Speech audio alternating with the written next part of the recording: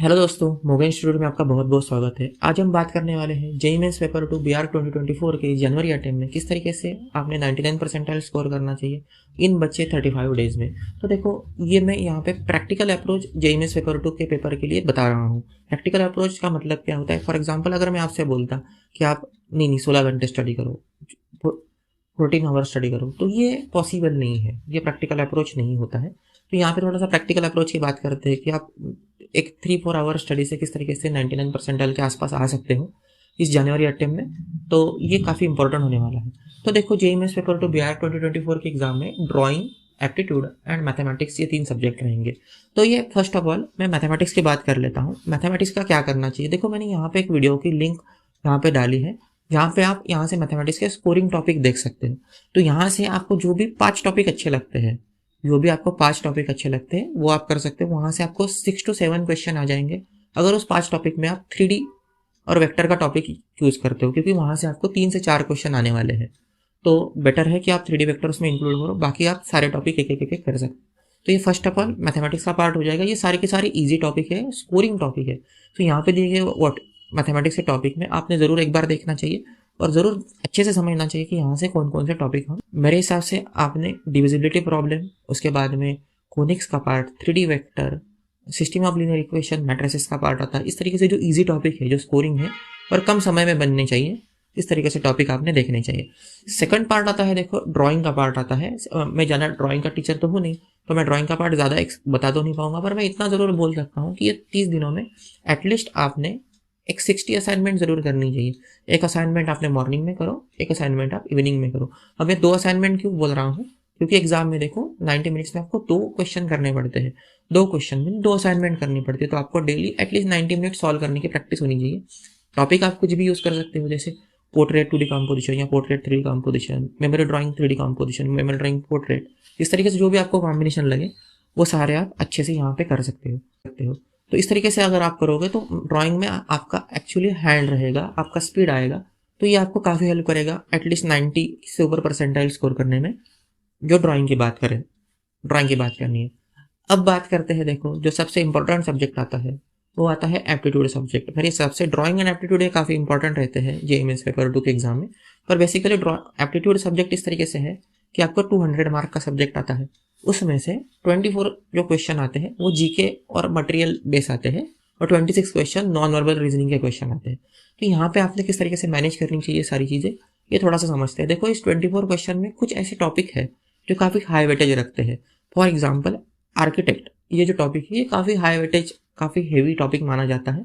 4-5 question आपको ज़रूर देखेंगे। उसके बाद में आप मटेरियल कर सकते हो, वो भी काफ़ी हाई वेटेज टॉपिक है। तो इस तरीके से अगर आप हाई वेटेज टॉपिक पिक करते हो तो आपको जो सिलेबस कवर का इशू है ये लगभग नील हो जाएगा। आपका सिलेबस मेजोरिटी पार्ट कवर हो जाएगा।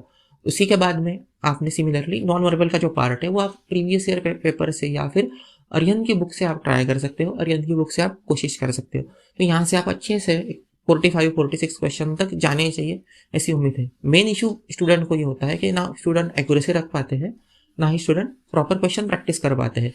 ये जेईई मेंस पेपर 2 के लिए बहुत बड़ा इशू स्टूडेंट फेस करते हैं, क्योंकि उतने क्वेश्चन अवेलेबल नहीं है, उतना मटेरियल अवेलेबल नहीं है। इसी के लिए हम जो क्लासेस वगैरह लेते हैं तो उसी में सारा मटेरियल आपको प्रॉपर प्रोवाइड किया जाता है, प्रॉपर रिकॉर्डिंग क्लासेस प्रोवाइड की जाती है।